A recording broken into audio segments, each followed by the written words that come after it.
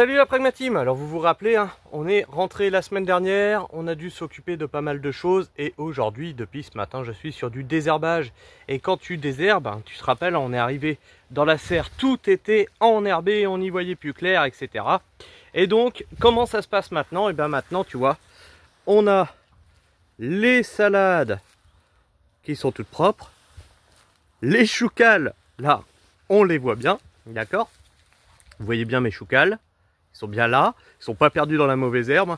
Je vous invite, hein, pour ceux qui ne comprennent pas, à aller vérifier la vidéo après 10 jours de vacances.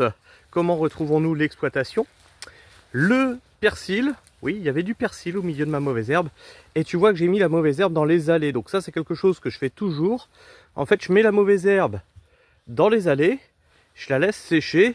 Et puis bah, soit je la laisse là, soit je m'en sers pour repailler une fois que c'est sec.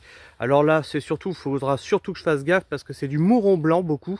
Et le mouron blanc a tendance à se réenraciner, même comme ça il arrive à repartir. Donc il faudra faire très attention à la reprise dans l'allée. Mais dans l'allée, c'est pas très grave. Et là, vous avez donc ici, ben, donc tu vois ici là, les navets qui sont là, là et là, tu vois. Alors, c'est possible de désherber mes navets parce que j'ai planté en ligne droite. Si j'avais semé à la volée, comme certains en permaculture te le conseillent, bah, ça aurait été beaucoup moins pratique à désherber parce que là, tu vois bien que j'ai 3 lignes, une au milieu et une de chaque côté. Et donc, ça me permet d'arriver au ras du navet et de savoir où je vais. Et une fois que j'ai ma ligne, j'ai plus qu'à aller tout droit.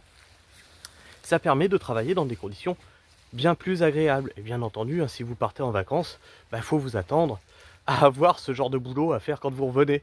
Et c'est pas le boulot le plus agréable qui soit, donc bah, bien sûr, on prend pas 5 semaines de vacances quand on est maraîcher, c'est pas possible. Sur ce, moi je vous fais la bise, je vais aller manger, et prenez soin du sol. Ciao!